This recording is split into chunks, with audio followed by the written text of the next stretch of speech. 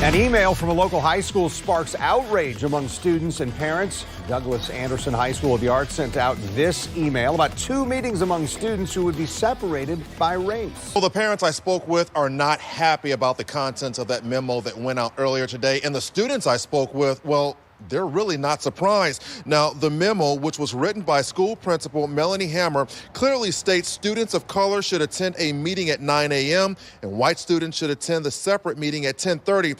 Students at Douglas Anderson School of the Arts tell News4Jax the controversy over race and culture at their school is not a student problem, but an administration problem. The district says DA has implemented equity, inclusivity, and diversity training for staff, ensuring diverse guests, artists are brought in, establishing a culture advisory group and student advisory group to meet monthly, and culturally responsive teaching and training.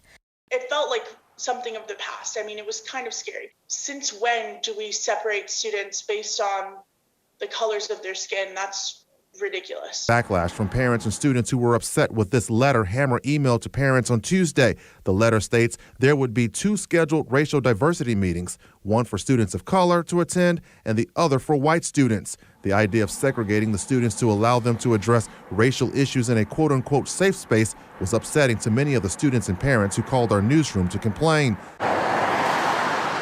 When I saw it, I was actually in complete and utter shock. Beatrice Rodriguez graduated from Douglas Anderson School of the Arts in 2016. I don't think any kind of segregation creates community. The segregated meetings were quickly canceled after complaints from students and parents, followed by a statement from DCPS and then another statement from the high school's principal. How do you think that got confused with segregated groups? And I don't understand that because that was not in the messaging.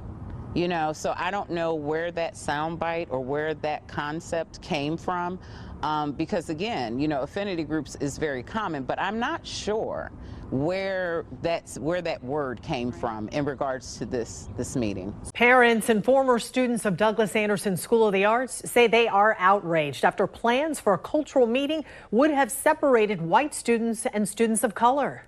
I think that this sadly has taken away the possibility of trusting administration to create that safe space for students. This email was sent to families of Douglas Anderson Art School Tuesday, saying 2 meetings, one for students of color and another for white students, was meant to discuss cultural issues at the school and ensure that DA is a place for all. Jade Collins is an alumnus of the school and has spoken up about racism there. She says this email is divisive. What was jarring to you about the email sent out to parents? When I see a term like POC, I'm sort of only seeing not white. So when I see students of color, I'm thinking, why segregate based on race? The email says the president of All Things Diverse LLC and 2 others were set to host the meeting. Based on what happened, would you do anything differently? You still would have divided the groups up? Yes, I would have.